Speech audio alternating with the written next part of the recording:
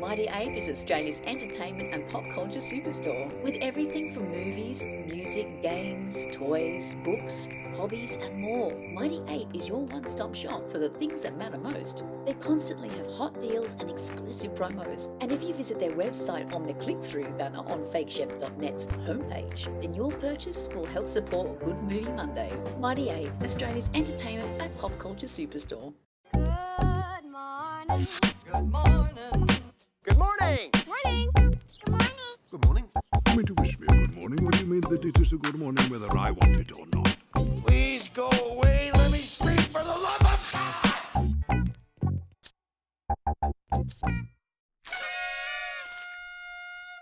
Hey, what's up, everyone? Happy new week to all of you. Wherever you hail from, you found your way to Good Movie Monday, the weekly podcast presented by fakeshemp.net, home of the nerdy cinematic ramblings.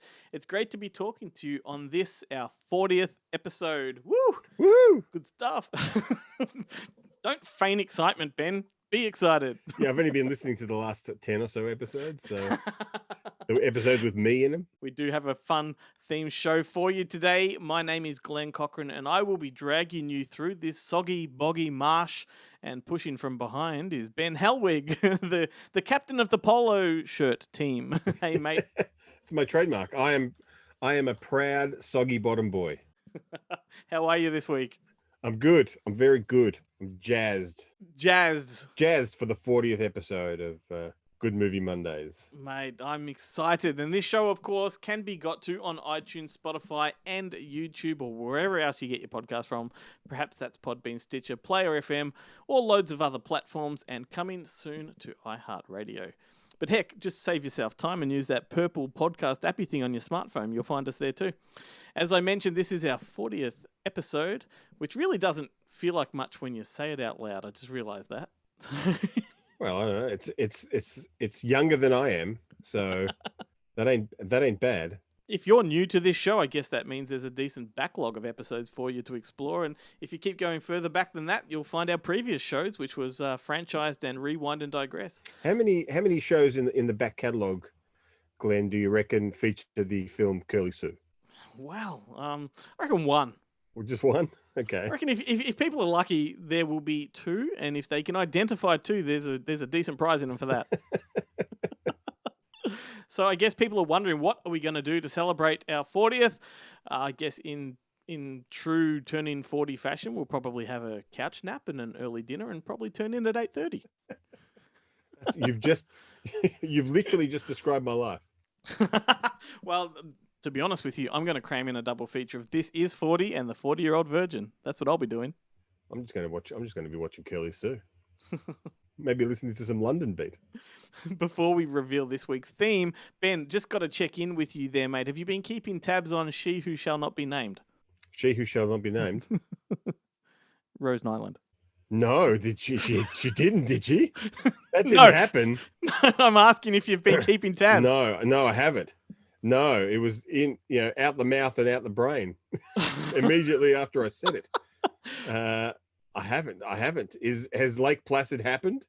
Well, look, the Undertaker is on standby just in case that unfortunate Good Movie Monday curse strikes again. Fingers crossed we're in the clear. Yeah, that's what I mean. She's got at least a day to go before it becomes like, because now we're recording now, so like any time from now on before the show drops, that's the rules. That's how the curse works. So 2 days max. That's all she's got left. I still want to test the cursed intent fate by saying her name, but I won't, because that would be cruel if it happens. What if we said something like Sarah Jessica Parker? Oh, dude. Man. I mean, I love Striking Distance as much as the next guy, but You know what? That's two episodes you can find her name on. Yeah. Was there a special on Striking Distance? I certainly hope so. A Rewind and Digress. You do have a short memory. We spoke about her last week when we talked about Flight of the Navigator. Oh no, I like it. Yeah, but she was like the side. She's like a side. She wasn't the lead. We're not talking about what's that? What was that movie she did with Matthew McConaughey and Zooey Deschanel? That that Live in the Nest one. The weird romantic comedy with a football player is naked all the time. He's married to Kathy. I have no We're idea what you're talking talking about about. What's it? It's Matthew McConaughey, Sarah Jessica Parker, Zoe Deschanel. I keep thinking of Kathy Burke, but it's not. It's not. Kathy Shout out Burke. to one of our listeners, Nadine. She might be able to have the answer for you there. What's her name? Kathy. Who's the one from The Shining and Misery? Kathy Bates. Yeah. I'm sure Kathy Bates is the mum. She's the mum in and lots of things. She's the mum. in You're lots thinking of The things. Waterboy. It's a romantic comedy. No, I'm not thinking of The Waterboy. That's Fairuza Balk from American History X and Return to No. Oz. Kathy Bates is the mother. Oh, she is in The Waterboy, yes, but she's not in this film. Not in this. In this film, there is no. Hey, mate, there's you're no on the wrong. foosball. There's you're no on- goddamn foosball in this film. You're on the wrong podcast. This ain't no rewind and digress, my friend. So, this week we are going to be talking about movies that have been spun into TV shows. And metaphorically speaking, Ben and I have a tendency to go all Peter Jackson on your asses because we have, meaning that sometimes we can take short and sweet things like The Hobbit and turn them into 9-hour trilogies. And It's just me trying to remember what the name of that film is called. And it could be any film. so while there are endless movie to TV show examples to explore, but alas, we're only going to focus on a few. But the best part about that is I'll also reel off a heap of other examples, and then we can take that discussion to the Facebook page. And you know what that means? Prizes for you. So hang around. We're about to get started, but first, can you guess what this TV spot is advertising? They need him to get away with murder. He's Raleigh Tyler, master of make-believe. We want to stage a fake assassination, Raleigh. But they're setting him up as the killer. You were the bait. He'll need every trick from every movie he's ever made Where are you, Tyler? just to get even and get out alive. Forget why you hired me. It's more than real. Rated R. Well, perhaps it's just the fact that we're total geeks, but I reckon that is an easy one.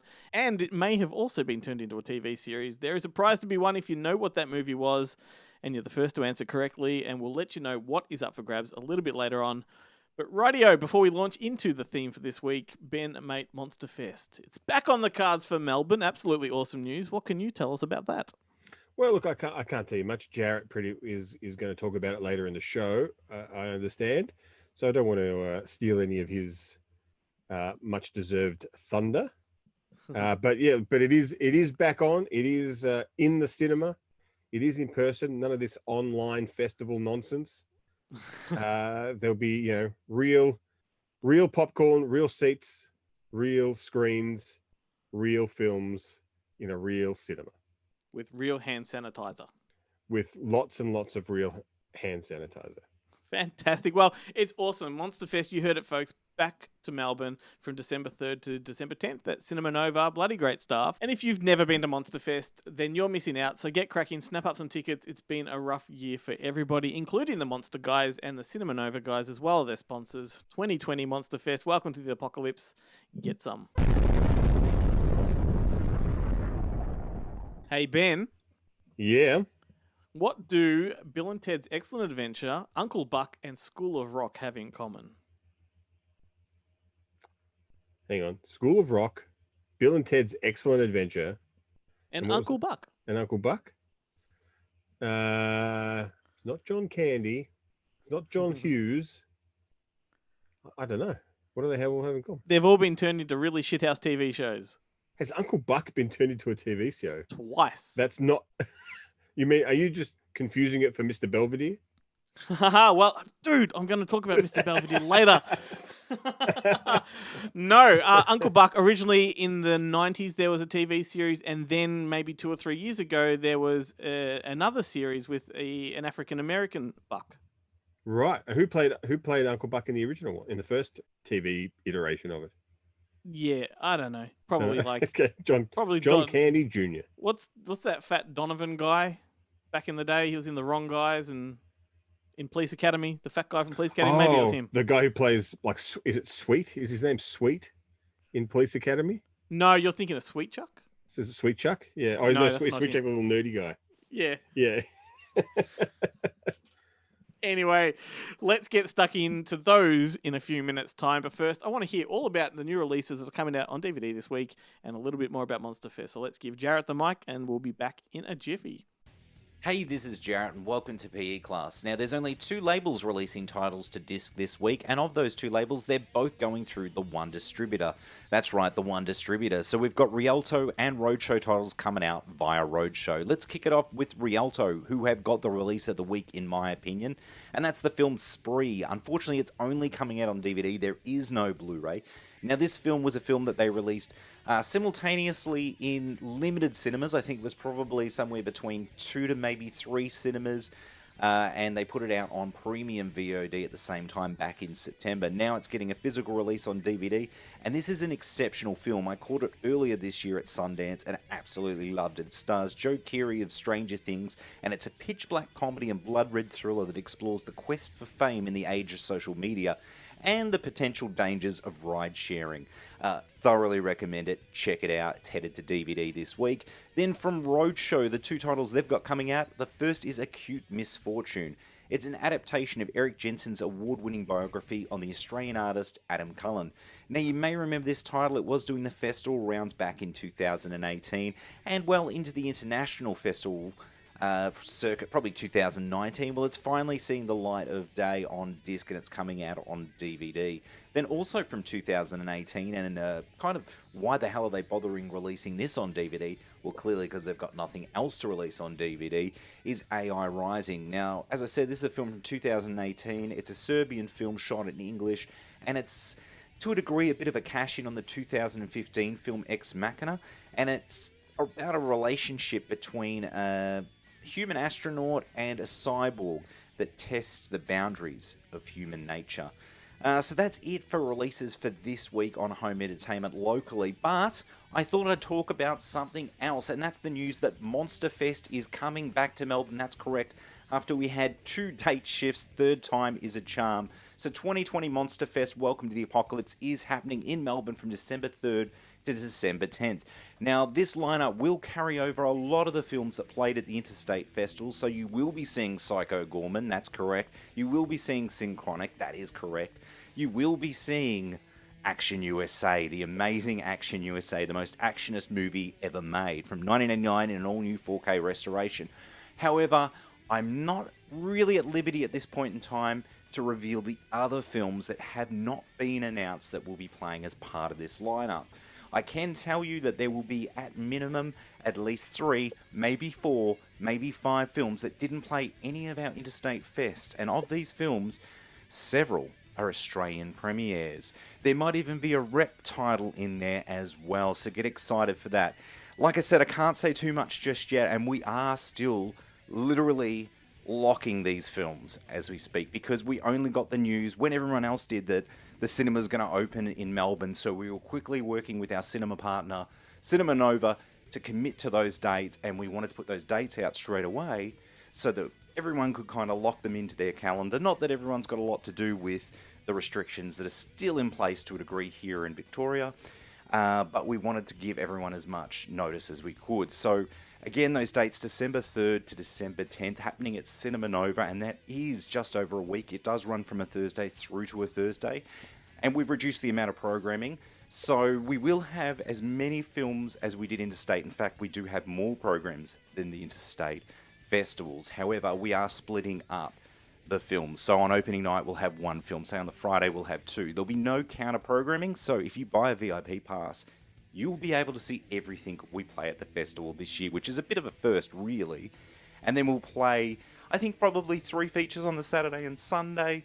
Then I think it's pretty much 2 sessions each night of the week, right up until closing night. So it's going to be pretty exciting. And I will just say there will be a bit of a festive theme about the festival this year. So we may have a festive film or 2.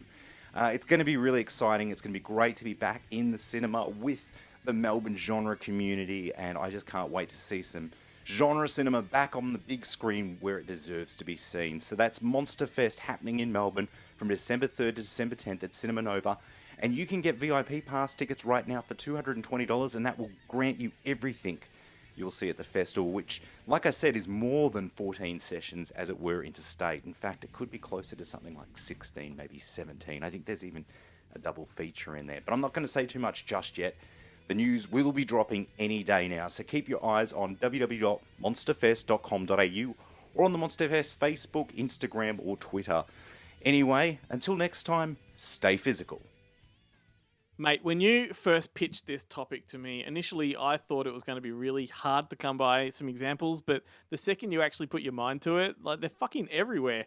Like especially now that retro revivals are kind of all over the place. You know, you got The Exorcist and Cobra Kai and Damien, 12 Monkeys from Dusk Till Dawn. So they are sort of a dime a dozen. I was going to say, by put your mind to it, do you mean type movies that have become TV shows into Google? Because that's how my mind works these days. Look, I'm not going to lie. I did that, but not before I tried to flex my capacity, my mind capacity as far as it could go. Your brain nuggets. I came up with probably about 15, and then I thought, you know what? I need to sort of see how many there are, and boom, were there a lot. There's a lot. We could obviously go on, and like I don't want to steal your thunder right off the top. I do have a bunch of 70s, 80s, and 90s ones here too, but what about you? Surely you're chomping at the bit to talk about a few. Yeah, look, there's a couple that I really like. Sometimes the funny thing about these is sometimes the movies are great and the TV shows are awkward. Like Mostly. I've tried 3 times now to watch the pilot episode of The Firm, the TV series, and it literally starts with and now I've forgotten his name, but the guy who's playing the Tom Cruise character running across the whatever that pool is where the like Washington Monument is or whatever it is in Washington, being chased by, 2 mob guys or whoever they're supposed to be. And like, it's supposed to be this big thrilling kind of opening. And you're just like, oh, hit the fast forward. This sucks. Yeah. And how many times have you done that? I've 3 times I've tried to watch Wow. that show, and each time I fail. I don't like it. One that I really did like that I think season 2 has just popped up on Stan, but the TV show is called Condor, but the original film is 3 Days of the Condor, Yes. which starred Robert Redford and a brilliant Max von Sydow, or Sydow, or Sydow, I think it's Sydow, which is all about this guy who reads books in a CIA think tank, and when he's out for lunch one day, his entire kind of think tank is wiped out by Max von Sydow and his postman dressed up cronies. Yeah, that was one of the films I think that Keith recommended in one of the early episodes. Like it's a beauty. It's a fantastic film, and that opening is spectacular. That massacre scene is just so incredibly brutal for a 70s film. Yep. And it really kind of launches you into the rest of it. And the rest of the film, I almost like, as great as it is, I almost don't think it lives up to that awesomeness of that opening scene. But yeah, look, that's a good job by Keith. How does the TV show hold up? The TV show is pretty good. They tack on a very kind of modern sensibility to it, so it's a lot more. This one in the original movie, the kind of MacGuffin or that spurs on the action is kind of fairly unimportant to the kind of, like, I mean, it is important to the plot, but they don't spend a lot of time thinking about it. Yep. In this one, in the TV series, it's a has kind of all this international ramifications, and it's very much you can't trust anyone, and your best friends are actually trying to kill you, and all this kind of stuff. And but they do work it out well. Like the woman he meets, and in the film, I think it's Faye Dunaway. Is it Faye Dunaway in the film? I think so. I think it's Faye Dunaway in the film. Someone fact check us there. Let's just pause the show for a second. Yes, it's Faye Dunaway. He just meets her by random, which is a thing that kind of comes back later on in the film. The fact that he did just choose her by random, but in the book, he's actually gone on a blind date with her, and the date does not go well. But then he still ends up kind of meeting up with her. I think, and Brent in the TV series is actually a very rare Brendan Fraser appearance, a fat Brendan Fraser, because he seems to have put on 10 kilos all in his face. Which is, if you're Brendan Fraser and you're losing your hair, that's exactly where you want that extra 10 kilos to go. Do you know how he got fat? Is it going to be some horrible disease? Placebos. It was placebos. Placebo. Have you ever seen Kids in the Hall Brain Candy? No, I have not. Brendan Fraser has a cameo where he breaks out in pimples. He's like, I know what this is. It's placebos. It's been 2 weeks, and I don't feel any different. All I've done is gain 8 pounds. Now, what's in this? Sugar, isn't it? I'm in the placebo group. No, That was a pointless reference that no one's gonna get. Yeah, it's like we never, because I don't think we ever really got any of the Kids in the Hall stuff out here. You just happened to live in Canada at the time. No. We got the best ofs on the VHS best-ofs, back in the right. day. Yeah, Anyway, I digress. that's where Dave Foley came from News Radio, and The Wrong Man that I think I recommended a couple of weeks ago. Correct. Um, So do you have But, another one there? Do you have another one there? yeah, another one, a great one that it went for a season. I don't think it ever aired on TV over here, but if you can track it down, and there are websites that do make these shows available, but Out of Sight actually spun off a series, and the series was called Karen Cisco. And instead of Jennifer Lopez playing the Karen Cisco character, it's Carla Cugino. And Yes. instead of Dennis Farina playing the dad, who does an excellent job in the film, it is even more excellent. Robert Forster is the dad. Mate. And I had no idea about this one. it is excellent. And in the pilot episode, it's one of those ones because it's interesting when they do this, when they do create TV shows from films, how they handle the film is always interesting. Like, do they try, like in the case of things like From Dusk Till Dawn, where they just basically recreate the film in the series? And I think in From Dusk Till Dawn, they pretty much get through the majority of it in the first 2 or 3 episodes of the film. Whereas this one and The Firm, the Firm is actually set after the movie. So the movie has happened, it's canon, and this is them kind of moving on with Which their is the lives. way I prefer it. Yeah, and in this one, they do basically do the film, but they do it in the first episode, and it has a completely different outcome, and it's a whole. They change it around, so they may have made it a bit more like the book, because I believe it's based on Elmore Leonard. Is Michael Keaton in it? No, Michael, no Michael Keaton. There is that character kind of does pop up, but she basically, like, she outsmarts any of the men that she kind of deals with on a romantic level. They have trouble with it because she's smarter and better than they are at everything. But in the George Clooney character is played by McDreamy from Grey's Anatomy. Patrick, Right. whatever his name is. I can't think of his name. No. Patrick Dempsey. Yeah, Well, he's the gonna Woo Woo come Kid. He's gonna come up later on in the show as well. Because of the TV series based on the Woo Woo Kid. Wait and find out, my friend. What was that great movie he did where he's banging all the housewives? He's the pizza delivery boy and he's banging all the housewives. Loverboy?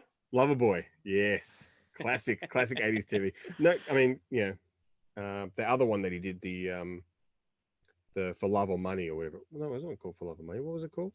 No It's the one idea. where he hires the girl to be his girlfriend, to make him the cool girl to be his girlfriend, so he can be cool.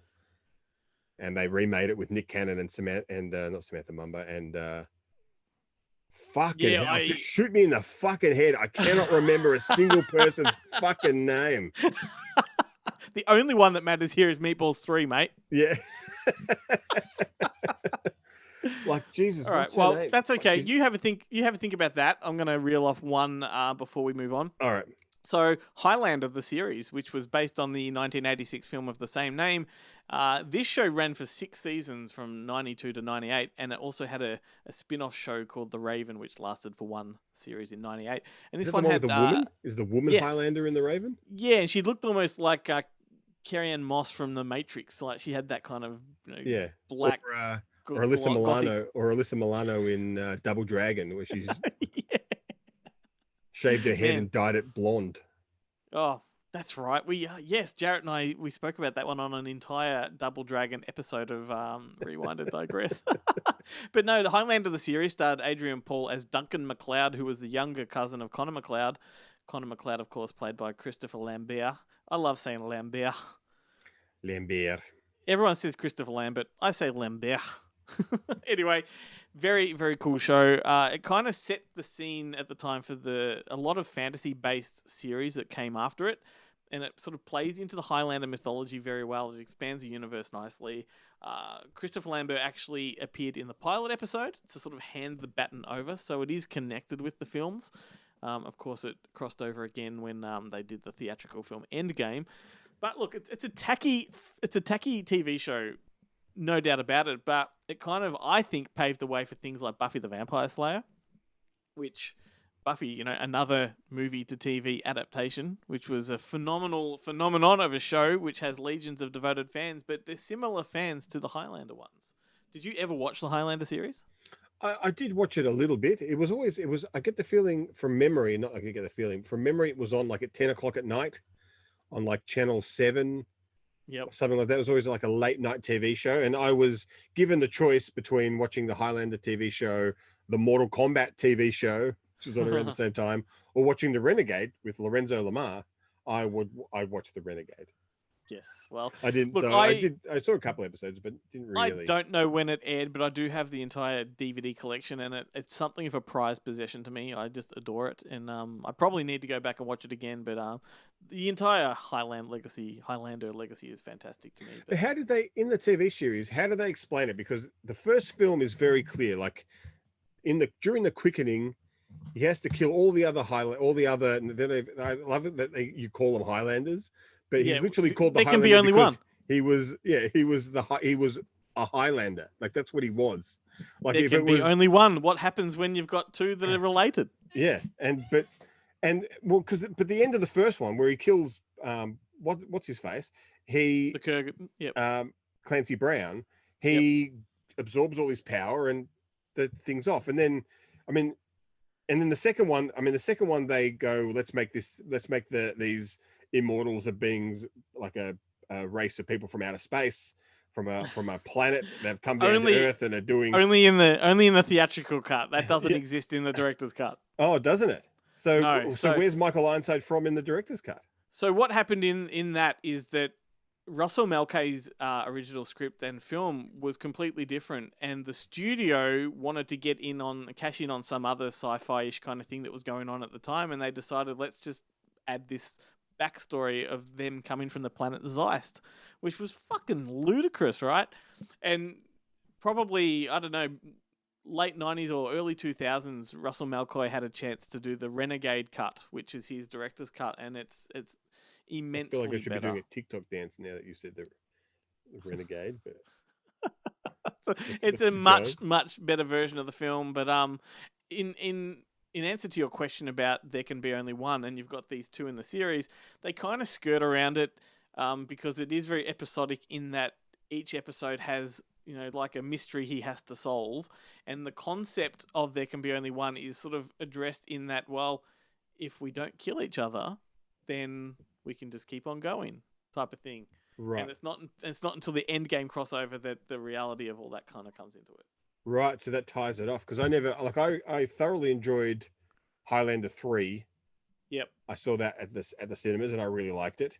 And that gave it a plausible thing, like because Mario Van Peebles was trapped under the ice. So when the Highlander thought that he had killed everyone and won, he was mistaken because this guy was actually still alive, just frozen. So he never earned the crown that he had. But he's still, during the film, even Mario Van Peebles is still cutting other people's heads off. Yeah, because the whole thing about the Highlanders in general as a species or a race is that they just don't actually know how many there are, and they've got to keep cutting each other's heads off until there's, I guess, a pentultimate quickening that indicates that it's the final. I don't know. They never really addressed the final one. Yeah. Mind you, part 5 goes back to the source, so whatever. I'll have to go back and watch that. But anyway, there's a lot more to be said about this theme of movies turned into TV shows in a few minutes, but let's get a little bit of goodness from Screen Realm first. What's happening, everybody? It's Guillermo here again from ScreenRealm.com, Australia's favourite entertainment website covering all things movies and television. Let's talk a little bit about what we've covered on the website in the past week, kicking off with the next Transformers film. It looks like the director has been chosen for the next film in the franchise that was reconfigured with 2018's Bumblebee and is now heading into an overall revamp. The script comes from Joby Harold, who co-wrote Guy Ritchie's King Arthur Legend of the Sword and Zack Snyder's upcoming Army of the Dead. As of now, it appears that at the helm will be Stephen Caple Jr., who made his feature debut with the 2016 indie drama The Land and went into the mainstream with his sophomore effort Rocky franchise entry Creed 2. The studio was looking at pitches from various directors, so it's clear that Caple's take on Harold's screenplay was of high appeal. Stay tuned for casting and plot details as this one comes together. There's a 6th Home Alone movie heading to Disney Plus, and the original film's director Chris Columbus doesn't sound too happy about it. First of all, I'll tell you a little bit about the new film. It's serving as more of a reimagining as opposed to a straightforward remake in an effort to reboot the franchise following a number of direct-to-home entertainment releases. Home Alone this time is young Jojo Rabbit actor Archie Yates, who you may remember as Jojo's buddy who delivered the line, "It's definitely not a good time to be a Nazi." This young boy will be facing a wife and husband who, in order to save their home from financial ruin, are after a priceless heirloom that he has stolen. Ellie Kemper from Unbreakable Kimmy Schmidt and Rob Delaney from Catastrophe Deadpool 2 will star as the couple. Chris Columbus, director of the 1990 original Home Alone and the sequel Home Alone 2 Lost in New York, had the following to say to Insider while promoting his upcoming Netflix sequel The Christmas Chronicles 2. "Nobody got in touch with me about it, and it's a waste of time as far as I'm concerned. What's the point? I'm a firm believer that you don't remake films that have got the longevity of Home Alone. You're not going to create lightning in a bottle again, it's just not going to happen. So why do it? It's like doing a paint-by-numbers version of a Disney animated film, a live-action version of that. What's the point? It's been done. Do your own thing. Even if you fail miserably, at least you came up with something original." Yep, he's clearly not happy about it. The new Home Alone is being directed by Dan Mazer, whose directing credits include I Give It a Year, Dirty Grandpa, and Sacha Baron Cohen's series Who is America. He earned an Oscar nomination for co-writing Sacha Baron Cohen's Borat. Angelina Jolie has lined up her next film as director, signing on to direct Unreasonable Behavior, a biopic on British war photographer Don McCullin. Tom Hardy is to be one of the producers of the film, which will be written by BAFTA-nominated screenwriter Gregory Burke, known for 71, which is a great little film, by the way, if you haven't seen that. The planned film is said to be an unflinching account of the celebrated British war photographer's life, which took him from poverty-stricken wartime London to some of the world's most dangerous war zones. He took harrowing black and white photos in Vietnam and Cambodia while working for The Observer and the Sunday Times newspapers, and was constantly risking his life to capture the images of war to send back home. This will be the 5th film as director for Angelina Jolie. Her previous credits include In the Land of Blood and Honey, Unbroken, By the Sea, and First They Killed My Father. Apple has acquired Tetris the Movie. This is supposed to be a biopic on the Dutch video game designer who secured the rights to distribute Tetris on consoles. In the 1980s, he was involved in a dispute that arose over the franchise's copyright. Cast in the lead role is Taron Egerton, whose credits include Kingsman and Elton John biopic Rocketman. The film is to be directed by John S. Baird, who directed the crazy 2013 James McAvoy starring film Filth, and the 2018 Laurel and Hardy biopic Stan and Ollie. As always, be sure to jump on ScreenRealm.com for the latest movie news, trailers, all that jazz. We've also currently got some great competitions up. As I mentioned last week, we got the Expanse Seasons 1 to 3 Blu-ray box sets up for grabs, and we've now got 2 more awesome giveaways thanks to Viavision Entertainment. They've been unveiling some truly awesome box sets, and we've got 2 more of them up for grabs. The complete sci-fi comedy series Future Man on Blu-ray, and a seriously awesome box set focusing on legendary special effects maestro Ray Harryhausen, 1 box set with Sinbad the Eye of the Tiger, The Seventh Voyage of Sinbad, The 3 Worlds of Gulliver, The Golden Voyage of Sinbad, Jason and the Argonauts, Earth vs. the Flying Saucers, and It Came From Beneath the Sea. Jump on these giveaways, guys. Thanks so much for having me. I'm out of here.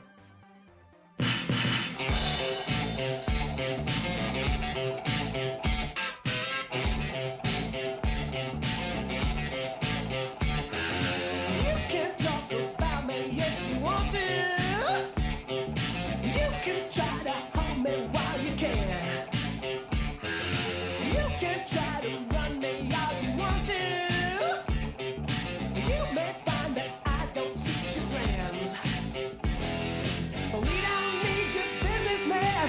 Don't go by your rules. The faster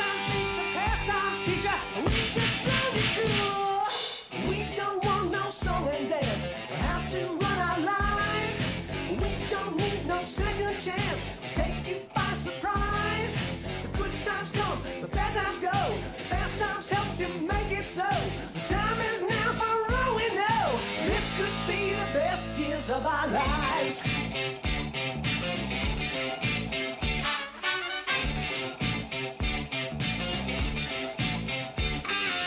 You may wonder what they say about you. You might wonder about your future plans. You may long for someone just to talk to, hold you close and take you by the hand. 'Cause now you see there's more to life than what we learn in school. The fast times aren't the last time, sugar. Let's not blow you cool. You don't want no fancy dance to take you by surprise.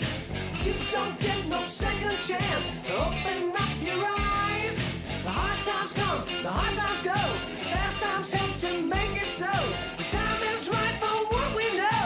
This could be the best years of our lives. Oh yeah.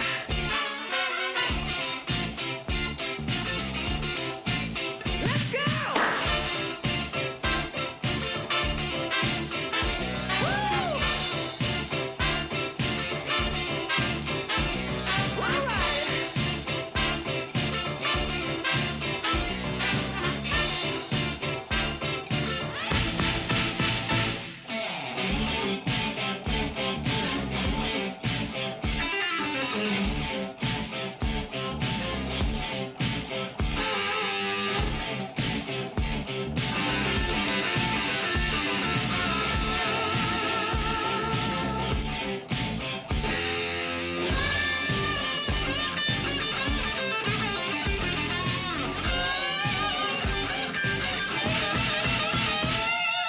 This could be the best years of our lives.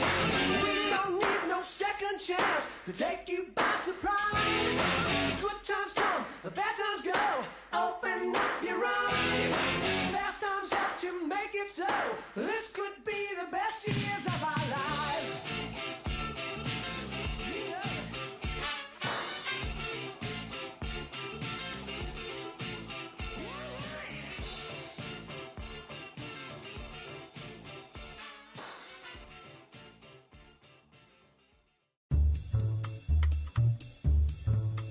Welcome to Bonehead Weekly Fun Size. This week's episode is Talking Animals. Talking Animals, your best Animals that talk. best talking animal movie. Now you may think all of those are shit, but we assure you we found 3 that are not. Or at least we Oh, don't- I wouldn't go that far. Oh Well, no, you- one and of there's them- way more than 3 that don't suck. Well, we found 3 that we like. I bet one of us says a shit movie. Who wants to go first? Okay, ahead, so Jeff. I'll go first because you know what? I was going to talk about Howard the Duck. You could. I could, but I'm not because I actually want to take this seriously. This is another twofer. Best talking animal movie, Paddington. Oh, it's pretty damn good. Paddington is a flawless movie. I dare anyone to look at that movie and criticize it because you have no fucking soul. Yeah, it's pretty good. And It's then pretty even good. the sequel's even better. The sequel does not insist upon itself. To steal a line from Joe. No, but Paddington. Technically, I stole it from Family Guy, and I Jane know, uses it all the time. But I thought about doing a gag when I talk about Howard the Duck. But you got to talk about Paddington when you talk about talking animals. It really is a great film. It's one of the most classic films in recent history, and it deserves that status. Yeah. So if you haven't seen it, check it out, guys. What do you got? I'll go next. Mine is Babe. I saw this when it came out in the theater, and a lot of people at my age in 1995 were not fans of it, although it was a hit and made some money. The reason being is because Chad talks about Flawless. I haven't watched it in a long time. Actually, I now like the sequel, Babe, Pig in the City, which was directed by George Miller, who was the producer and writer of the first one. The first one was directed by Chris Noonan. Thanks, Australia. Yeah, thanks, Australia. And it's one of those heart movies. It just has heart to it. I haven't watched it in a few years, but you want Babe to succeed. You're following Babe, and Babe is not just Babe as far as being a baby pig. He's a Babe innocence. He is an innocent character, and you just want to follow him and to succeed. I actually really like Babe. And he befriends a spider, and all this wonderful stuff happens. The spider learns to write. It is such a heartwarming film. Hanna-Barbera's Will you best please animated film. Talk about. He's on cocaine. I almost said, will you please instead talk about Wade the Duck? Keep going, James. All right, I'm going to go with one that I think also has a lot of heart and that a lot of people love. Matter of fact, it has an 8.4 out of 10 rating on IMDb and has a talking animal that is charming as the day is long. Voiced by John Mulaney, Spider-Ham in Spider-Man Into the Spider-Verse. Yeah, although I agree that's a good Is he an character. animal? Does he talk? Yeah. There, he's a talking animal. If you've not seen Spider-Man Into the Spider-Verse, We don't know that he's a talking animal. You don't see what's behind that mask. He does have a snout coming. I read the source material, sir. It could be some sort of bastardization. For those that don't know, thing for those that don't know about Spider-Ham, he premiered originally in the What the comics, and he's from a universe of talking animals where the Punisher is like the pun fisher. Wait, what's the comic? What the? No, I'm asking, what's the comic? And so they were all animals, and Spider-Man in this universe ate some radioactive spider, like a spider got into his wheat cakes or something that were made by his Aunt May, and he became the phenomenal Spider-Ham, and later gained cosmic powers as well. Oh, and I forgot to mention Babe. Babe has one of the best performances. My two favorite James Cromwell performances are Babe and a little movie called Murder by Death. Google it. Which all pale in comparison to him as Zephram Cochrane. All LA right. Confidential. That's also, they're all good. They're all good. They're Green Mile. He's a good actor. All right. Thank you so much. It's been Bonehead Weekly Fun Size. Spider-Ham, Spider-Ham. Does whatever a Spider-Ham eats turkey. Well, talking animal movies, I actually think those boneheads hit the nail on the head with Paddington 1 and 2. Those movies have no right to be as good as they are. And I was pleased to hear that they referenced Babe 2 in there as well, which I think is one of the most underrated Aussie films of all time. Definitely more people should be seeing it. And you heard Guillermo before that with this week's update from Screen Realm. You know the drill. Become a fan of Screen Realm and join us in championing their effort to put more nerdiness into the nerdverse. Is that possible? I don't know. And in the middle of all those was a song by Billy Squier called Fast Times, The Best Years of Your Lives from the Fast Times at Ridgemont High soundtrack, which of course was another example of a movie that spawned a TV series. Fast Times, that ran for 6 episodes. Just 6 episodes. Short but sweet. 1986, but it was directed by Amy Heckerling, I should say, who made the film. And the original film's writer, Cameron Crowe, was a creative consultant on the show.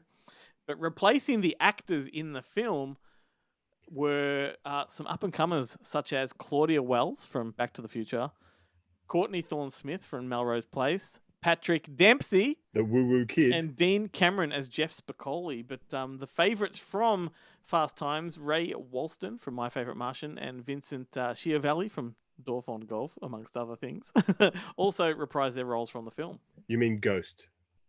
Yeah, Ghost. His greatest performance was in Ghost. Terrifying on that train subway scene. Yeah. Made the movie. Like up until there, you're like, I don't know about this film. There's a lot of clay in this film, and I don't like it. I'm amazed that did not get a TV series. You would think that, like, at least like a Whoopi Goldberg spin-off where she, as a medium, talking to ghosts and having adventure, solving crime in her spare time, that would have been an obvious one. I would have thought. I think you've just pitched it, mate. Yeah, I mean, I'm sure they've done that. Surely they've done that show, right? Where there's someone can see ghosts, and they help them, finish off whatever it is they had to do. And yeah, is it medium? Medium, Ghost Whisperer. There you go. It's been done. It's been done. It's been done. Anyway, Fast Times. That's why we played that song. Good call. Good call. I mean, I can't think of any. You could have played Suicide is Painless, I suppose. That would be another one. Yeah. It's a bit dark. It's a bit dark for early on first thing on a Monday morning. But if you wanted to play because I think that's the greatest ever movie that spawned a TV series. Maybe the first one. Maybe the first. I wonder. Dude, no, certainly not. Surely. I don't know. But anyway, would you like to take it away with another movie turned TV show? Well, the one we were just talking about was, of course, MASH. And it all depends was if you take the movie version of the song or the TV version of the song, because the TV version doesn't have lyrics, Doesn't have therefore lyrics, not as yeah. dark. Yeah, because they, they would have thought that "Suicide is Painless" as a lyric would have been a bit dark for television for Yeah. weeknights Start your at 5 Wednesday PM. night. Yeah. Yeah. But yeah, the interesting thing about MASH is that I know Robert Altman was not a fan of the TV series because he said, and it's when you go back and watch the film, they purposely never mention really what war it is they're in. They don't mention who they're fighting. Yep. It's just and everyone assumes that it's Korea, but they don't actually say it. It's just the goings on in this medical It's just unit. ambiguous. It's all on the ground. Yeah, for sure. Yes, and different. They were made in different eras where one became taboo after a while. Yeah, that's right. Although, I would have thought that MASH would have been like the TV series would have been worse off. But I guess that I suppose it's looking back, and the TV series went longer than the actual war did, which is great. I always thought, they kept poor Hawkeye, who I think he outlasted 2 other doctors. Like Trapper John did his full stint, his tour, and got sent home. The Colonel, the original Colonel, saw out his term and went home, and then of course, spoiler alert, got shot down. Henry Blake got shot down on his plane got shot down on the way home, much to Radar's distress. So that they brought in Colonel Sherman Potter to replace Isn't that him. ironic that they got shot down to Radar's distress? Yes, yeah. Yes. I see what you did there. That's very punny. It wasn't very punny, but not very funny. And then I think even Frank Burns even got sent home, and Larry Linville replaced with David Ogden Stiers as Charles. What was his name? Charles something the third. I remember he was the third, Winthrop or something like that. Winston the third. Come on. And then, what is it? And then and BJ comes in. I think BJ may even get to go home. BJ Honeycutt before Alan Alda goes insane in the last episode, and I think that's I don't know if I think the war ends, but by the time the war ends, he's already lost the plot, and Sydney, the psychiatrist, has already come in and declared him like mentally insane, and that's it's a horrific end to a much loved comedy sitcom. As I remember, there was that great bit in Freaks and Geeks when they're talking about, and they're like, "You take that laugh track away, and there is not one joke in MASH. It's not a comedy." It's true. It's very true. 100% true. And they did it. They finally got the laugh track taken away, like around season 7 or 8 or something like that, and it is not a barrel. There was a spin-off series, and was it More MASH? It was called. Was that what it was called? Well, I think there's a couple, because there was Trapper John MD, Yes, and there that's was right. and there was one with Klinger in Toledo. I can't remember what he was doing. If he was running a pizza place or like a taxi outfit, but he had a spin-off as well, Klinger. Oh, what was it called? The spin-off. Oh my god. And then there was the did Trapper John Aftermash. have a It was Aftermash. Aftermash? And Trapper John, I think, I always get it mixed up. I think he had a movie after the series as well, but Wayne Stevens was also in the I remember his Barbara Eden's. He was Barbara Eden's husband. I think he may have been like the movie spin-off, like reunion thing of I Dream of Jeannie, but Larry Hagman was dead. And so Wayne Rogers had come in to replace Larry Hagman, and they're all like much older, of course. Dude, the other spin-off from MASH was called Walter, but the title was spelt Walter with those asterisks between every single letter, like Right. MASH. Yeah. Like, what does Walter stand for if that's what you're doing? Yeah, no, who knows? Medical Army Surgical Hospital. I believe Medical is what starts Walter with an stands- M, not a W. Not a W. No, but I think Unless that- you're yeah. Alma Fudd and it's medical. Yeah. it's like a dyslexic title. Well, anyway, how about I narrow down my focus and I'll instead of talking about one off the top of my head now. I'm going to just go off a few, and you can either cherry pick from these to talk about, or we can take it to the Facebook page for everybody else to talk about. So some would be Wet Hot American Summer. That had 2 series. Lethal Weapon, Westworld, Heathers, 10 Things I Had About You, Teen Wolf, Bates Motel. 9 to 5 had a TV series. Fargo, Friday Night Lights, About a Boy. Stargate was a big one. Wolf Creek, Indiana Jones, Minority Report, My Big Fat Greek Wedding, Police Academy, Lock, Stock. Casablanca had 2 spin-off sort of TV shows. And just to clarify, when you say Indiana Jones, you mean young Indiana Jones? Yeah, I'm actually naming the films. The films that had spin-offs. Right, yes. okay. And Private Benjamin had a TV show too, but they're not. Obviously, the granddaddy of them all would be Star Trek. Well, Star Trek was a TV series first, right? Oh, it was too. Never mind. Scrap that. Star Trek Scrap was a that. series, had three seasons, and then the film came out. You are And there were quite more correct. films than there were seasons. But there was also there's a couple. There's a Clueless. Do you remember Clueless, the TV series with Rachel Blanchard I sure do. as Sherbert and Stacey Dash, kind of continuing. Ferris Bueller. Ferris Bueller. There was The Odd Couple, of course. No, that was a TV series. That was a movie and then a TV series. Odd Couple was a big one. In the Heat of the Night. Do you remember that TV series? Yeah, I almost chose that for my end of show recommendation. What Oh. a great movie that was, and the TV show was pretty good.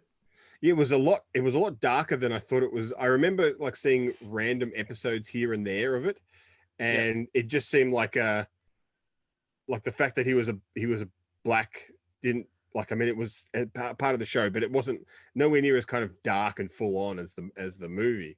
But then when I picked up I think they released the TV series here locally in one of those, like, here's 6 episodes and here's like a kind of like a random compilation thing rather than a full season or full seasons of the show. And I watched the pilot, and it's as dark as the film. Like, Yeah. there's a lot But of then- race stuff going on there. But then don't they turn, like, a lot of the white characters, they really soften them a bit. Like, Yeah, because there's the guy whose name I can't remember. He plays kind of big heavies in stuff, and he's like the I guess he's supposed to be the second fiddle cop. He's the God, what's his name in the film? Warren Oates. He's the Warren Oates character, except he's twice the size of Warren Oates. Yeah. And he starts off as pretty racist. And then as the series goes, he softens and he, becomes one of like racism makes me sick kind of things. And you're like, okay, this is like you've changed a lot, but you're a regular character and you don't want to be hated by America. So, but that was a pretty good one. This is the moment you're allowed to talk about Mr. Belvedere, if that's what you want to do.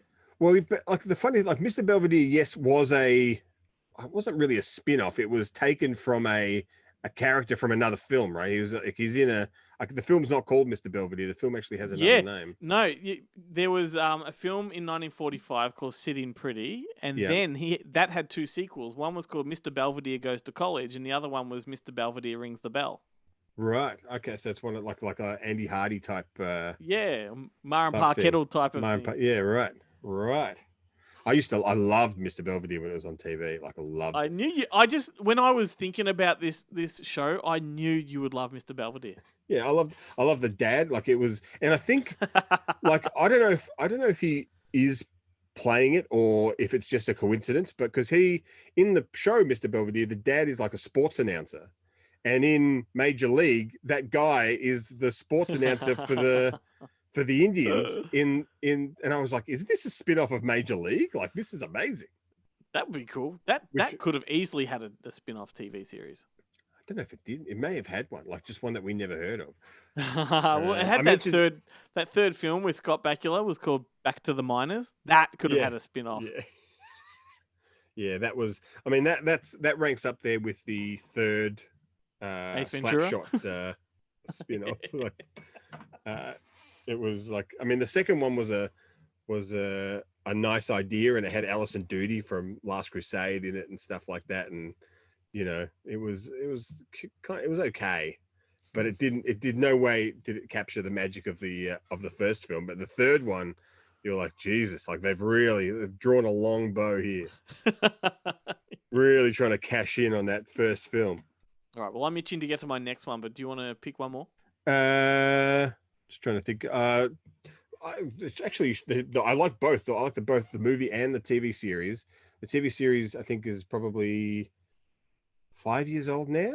The film a bit older. The film Limitless. Do you remember that with? Yeah, I do. With Robert Bradley De Niro Cooper. and Bradley Cooper, and then they made the TV series with what's her name? Jennifer Carpenter, I think, is the Right. Yes. because in the movie he just discovers this formula to make himself a genius, or a drug that makes him a genius. No, he takes it. It's part of an experiment or something. So he takes the drug and he becomes a genius, and he keeps getting smarter and smarter and smarter until he can eventually recreate the drug, so he can keep getting smarter, which is very similar to Luc Besson's Lucy, I guess. Yeah. In that kind of regard. But then the TV series, in true awesome American TV series fashion, like almost apocryphally, he becomes a genius, and then he ends up helping the FBI solve crimes in his spare time, because that's what you do in awesome American TV shows. They could cross that over with like Hannibal. Yeah. I mean, if that Hannibal would have been much better if it would have just been Clarice and Hannibal Lecter, like just solving crimes. Like each week it's a new crime that they go and solve, and they become partners, and it's like a Sam and Max hit the road type show. We can briefly talk about that, because it kind of is like a movie turned into a TV series, even though it's sort of based on the character from the books. But apparently the showrunner for Hannibal's trying to get the fourth season off the ground, which apparently everyone involved is willing to do.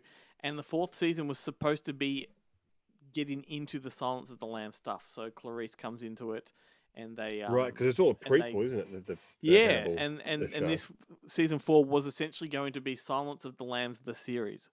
Because I thought, isn't it? Like I haven't read all the books. I've only read Silence of the Lambs. I haven't read any of the others. Yeah. But at the end of Hannibal, he's getting Ray Liotta to eat his own brains and runs off with Clarice style. And he runs off with Clarice. So that's the perfect entrance to a TV series where they're evading the FBI while solving crimes, like walking the earth like Kane from Kung Fu and solving crimes. Like helping, like it's Highway to Heaven, but with cannibals. Mate, that would be fantastic. Like, how good would that show be? There is no possible way for me to tie that into mine. So the second one I want to focus on is from 1993. It's an Australian coming-of-age drama, The Heartbreak Kid, with Alex Dimitriadis and Claudia Carvin, which was turned into Heartbreak High, which was essentially the Aussie version of Degrassi High. Ran for 7 seasons. The thing that's so amazing about this TV show, the whole conceit of the movie is that this teacher, and these days it's so taboo, like she grooms this kid. Yeah. And then takes advantage of him, even though it's hard to tell in real life. Like, is Alex Dimitriadis older than Claudia Carvin? It's hard to tell. He's supposed to be 17 and she's supposed to be 23 or 24. Right. So... yeah, and it's like, even watching it, it's inappropriate in every way, because they end up with each other in the end. In the end, yeah, like it totally happens, and for whatever, like the movie. I think the movie doesn't portray it as being that horrible a thing, like it's true love or whatever they portray it as. But the TV series, there is zero teacher-student fucking in the TV series. Yeah. That does not happen. No, and it's just essentially Alex Dimitriadis' character at supposedly the same high school, and then it turns into a Degrassi Junior High kind of thing where you've got all these students, but it does touch upon the taboo subjects in a similar way, like the demographic at the time. All the issues were very, very relevant to school students at that age, but the cast itself I want to talk about, because you had Alex Dimitriadis, who came from the film, and interestingly, he was cast in the film because a talent scout saw him walking down the street and just offered him the job or the opportunity to audition. So that's like a rags to riches story right there. You had Abby Tucker. Do you remember her? I do remember Abby Tucker. I went to the Melbourne premiere of Angst at MIF with Abby Tucker, and I was sitting and back then, all the movies, a lot of the movies that played at MIF, especially the premieres, were played at the Capitol. Yep. And there was none of this queues. Like there was no queues to get into a film at MIF at this point. Like you just sat in the lobby, and when they opened the doors, everyone just kind of got up in a big mob and kind of walked through, like you showed your ticket kind of thing. It was much more civilized than it is today, and nowhere near as ridiculous. But like Abby Tucker was there to do the opening introduction and kind of Q&A, and so I'm sitting in the lobby basically next to her. And I'm like, oh my God, it's Abby Tucker from, and I didn't know what was to come. I didn't know that in 20 minutes time, she was going to take her clothes off on the big screen. I'm like, hey, is this, I feel embarrassed for you. And funnily enough, there was another Heartbreak High, I think Anita Cox, who would later basically replace Abby Tucker, is in Angst as well. She's the girlfriend who's got all the soft toys that the guy jizzes all over. If I'm not mistaken, I think Angst turns 20 this year, or has turned 20. Right. And I had the director lined up to do an interview for the show, and it just sort of, we never got around to it. So, oops, he's probably sitting there waiting for the call. I'm waiting for the call. People want to talk about my favorite film, Angst. There's a great scene where a guy beats a porn store thief with a dildo. We'll have to wait until the 40th anniversary. Scott Major was also in Heartbreak High. He played Rivers. Catherine Halliday. Salvador Coco. He played Con. He was an iconic character. He was one of the ones that actually stuck around the whole time, because the other ones came and went. Yeah. And Sal Coco was the one who went, hang on a second, I'm not getting a gig. Outside of what You Can't Stop the Murders, I'm not getting another gig in film or television, so I'm staying here until they carry me off in a body bag. Famous for that haircut, that brill creamed haircut. Yeah. Living up to the stereotype. And what's his name? Who played Drazik? Drazik was in Heartbreak High. Drax. Was it Drax? That was Kellen Mulvey, who is now a Hollywood actor. Is in Man of Steel and the Avengers Endgame and Zero Dark 30. He was like the heartthrob. He was the Alex Dimitriadis kind of replacement. Yeah. And he was a very, very pretty young man. Yeah. And then he got into a horrifying car accident and scarred up his face. And now he plays villains in Marvel movies. That's it. It's sort of a bittersweet thing, isn't it? Because that was a fortuitous accident, because Hollywood came calling based on his looks. Yeah, and the same thing happened to Mark Hamill, except he never got a career after Star Wars. But they had to. That's why the whole thing on the ice planet Hoth with the thing scratching his face up was to cover up the fact that he'd been in a horrendous car accident. Do you remember the holiday special when he just didn't look quite right? Right, yeah. Because he was fresh from the accident. Nothing was quite right in that holiday special.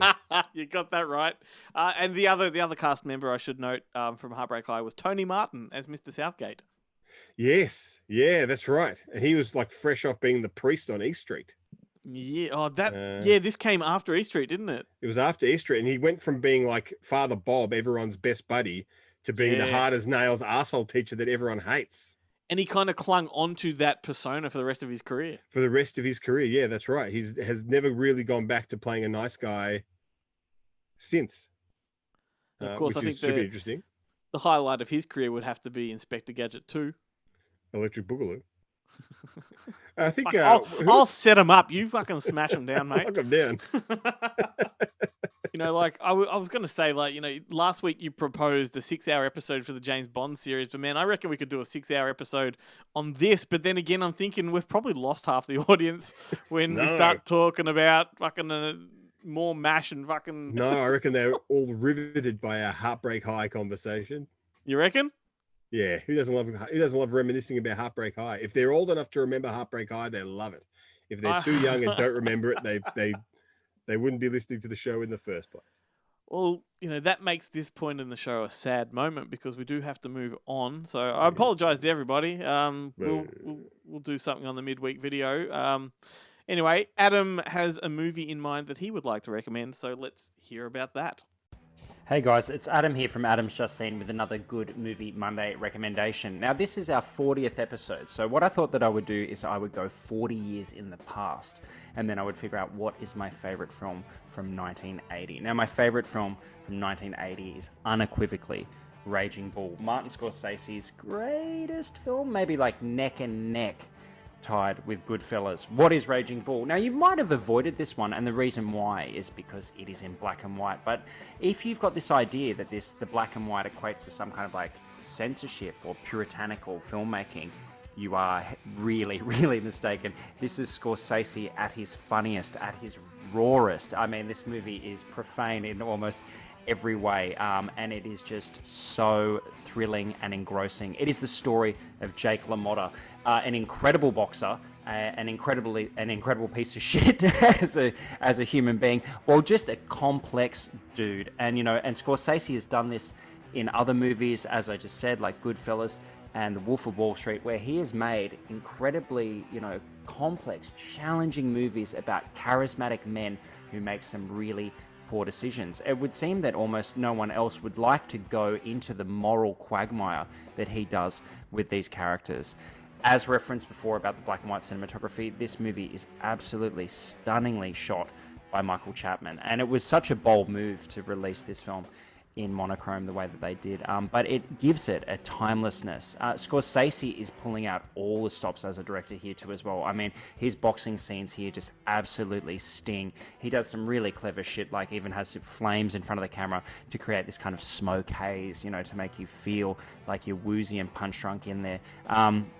Obviously, Robert De Niro won the Oscar for Best Actor as his performance here as Jake LaMotta, and I think that there's a pretty solid argument here that it's the greatest performance in cinema history. A lot of people think about it because of his weight gain, which, honest to God, is still, you watch it today, is absolutely startling that he would get himself cut like a fighter and have this incredible physique, and then for him just to go to Italy and feed his face and blow it all out. His supporting cast here is incredible. Joe Pesci he's Joe Pesci, and he's going 110% Joe Pesci here, and he's incredible as his brother. And Kathy Moriarty, I think, is just, this indelible screen icon in this movie. I think that just, everything from her voice to her looks is just so memorable here. And if she's, if you never saw her in another movie, you would always remember her here as Vicky LaMotta. So look, if you haven't seen Raging Bull, or you've been avoiding it because it's that black and white movie that critics want me to see,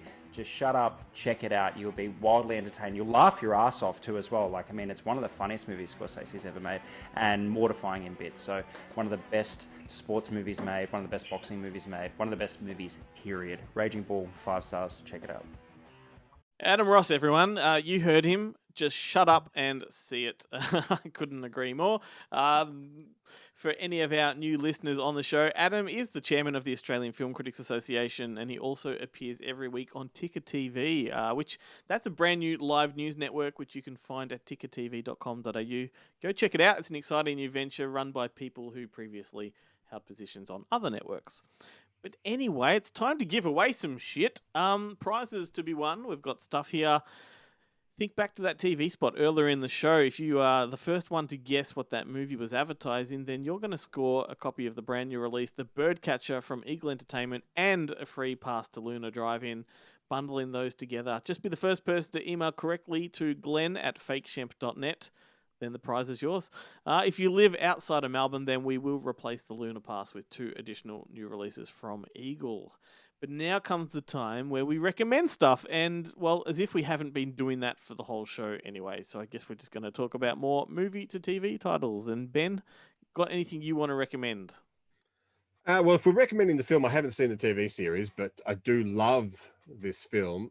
From 2002, it is About a Boy, starring everyone's favorite blowjob recipient, Mr. Hugh Grant. That's right, Hugh. I haven't forgotten that you copped that blowy from a prostitute in the car in Hollywood. Neither has Jarrett, because he referenced that recently too on the show. I just love that that's, what goes around literally comes around. He's totally, he's done enough romantic comedies and stuff. And excellent dramatic films to kind of totally move past his dalliance with prostitution. I wish that this, podcast had a video component right now, because I want to talk about the fact that the mugshot of Hugh Grant after copying that blowy looks like he's doing that whole shoulder shrug, like, what happened? He's doing his best Ernest impression. Hey, do not tarnish the name of Ernest P. Worrell, my friend. Yeah, Ernest Dance would with the never- devil. Ernest would never get caught getting a blowjob. He'd get the blowjob, he just would never get caught. He'd just pretend to be, he'd sing a song and he'd just sing like some kind of song, and the cop would be like, just happened to be like a kid from summer camp or something, and let him off. Look, man, I'm not Jim comfortable. Varney- I'm not Varney's- comfortable. Jim Varney's up for BJs. Come on, don't Mate. tell me that Jim Varney's not. You know what he would say about that? I apologize to every single one of our Kentucky friends listening to this right now, who I know you all love and adore Jim Varney, and most of you know me as that person who's associated with Jim Varney because I run his official memorial website. Why can't you? You can love Jim Varney and understand that he would like a blowjob. In fact, if you loved Jim Varney, you would want him to have as many blowjobs as he could possibly get. I am very, very good friends with his family, and Andrea, Justin, I apologize. Ew. Ooh. But anyway, about a boy, 2002, based on a Nick Hornby novel, directed by the Whites brothers, Chris and Paul, and starring, of course, as I said, Hugh Grant, but also a very young Nicholas Hoult, who is now, star of Mad Max 4, star of last year, the year before was The Favorite? Was that last 2 years? Yeah, ago? he was in that, and don't forget Warm Bodies, and Warm Bodies, yes, and of course Skins, which has neither had a film, it was neither spun off from a film or had a film based on it. he loves a gobby too. He certainly does. In that show, everyone gets gobbies. It's all about He gobbies. gets gobbied with chrome in Mad Max Fury Road. He does. It's like the Tin Man just blew all over him. Yeah.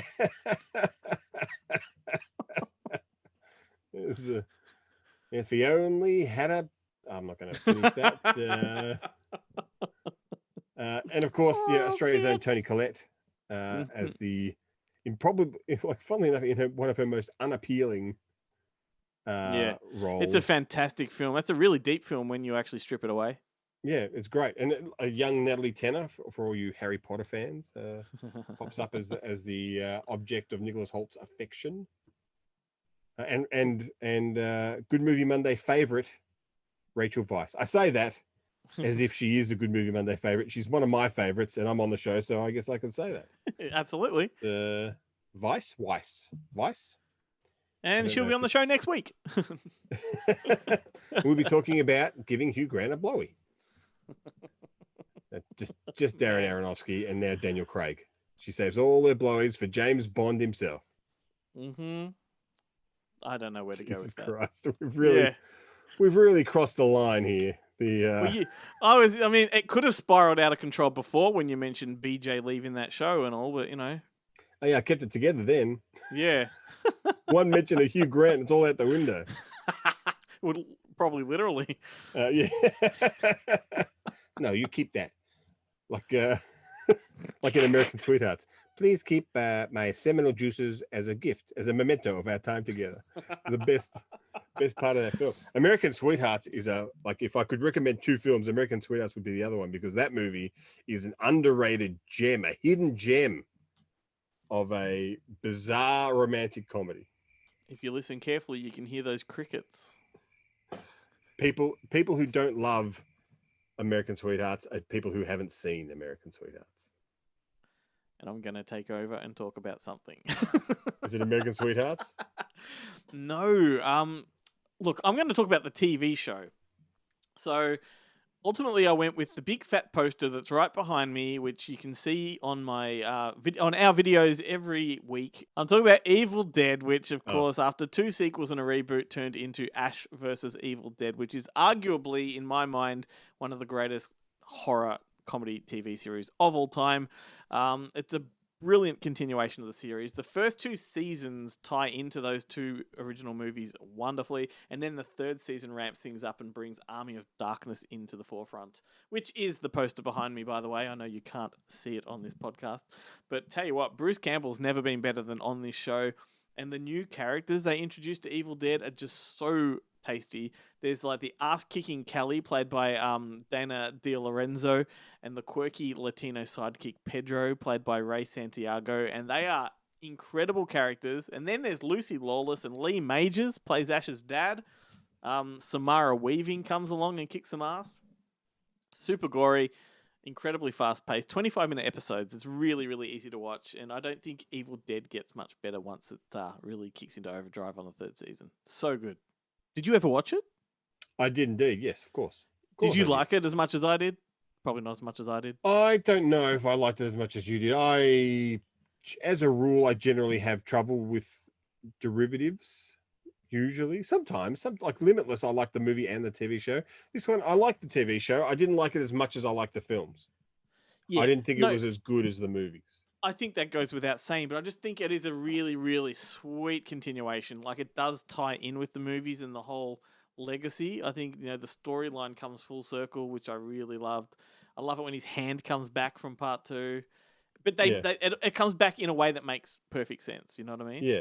I just think they amped up his buffoonery, like his arrogance and his buffoonery, because like he is like it's 100% Army of Darkness Ash, but it's not Evil Dead 2 Ash or Evil Dead Ash. But that to me is the perfect progression, because if that's where he was at in Army of Darkness, then it's natural that he's only going to get more buffoony over all these years, Yeah. And he relishes that role, like he was just born to play Ash.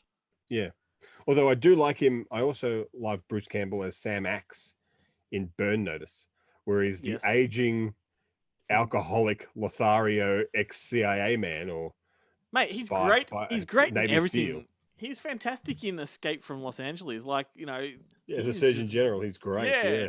But look, for the cheapskates out there, all 3 seasons are on Stan, so you can watch it there. But I do recommend getting the Blu-rays because there's lots of special features and stuff. So anyway, that is my recommendation. If you haven't seen Ash vs. Evil Dead, then do it. But that is it. Finito. We've come to the end of the show. Before we sign off, I wanted to give one little plug to a good friend of ours, Andrew Leavold, whose iconic Trash Video Store has been resurrected as an online website store. So visit trashvideoarchives.com and you can rummage through the hundreds of movies that he has on sale. Oddities, rarities, cult classics, Hollywood blockbusters, all formats. Check it out. It's good stuff.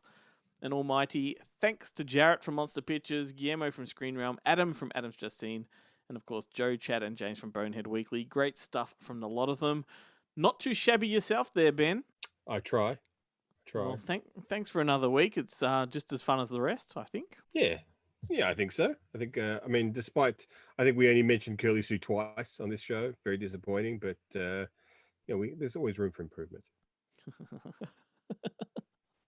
Oh, my goodness. Well, the same goes to everybody listening. Thank you for tuning in again. Hope you had a great time, as much of a time as we did on our 40th episode. I'm gonna insert a party popper right about here. And we can't wait to do it all over again next Monday. Not 40 episodes, just another episode in general. But anyway, here is an instrumental piece to take us out. It's called Shoebox Odd Socks, and it's by Paul McCartney. And the reason I chose this track is because it's featured on the soundtrack to This Is 40. Thanks for making it 240 with us, everyone. Here's to another 40. Have a great week. We'll see you next time.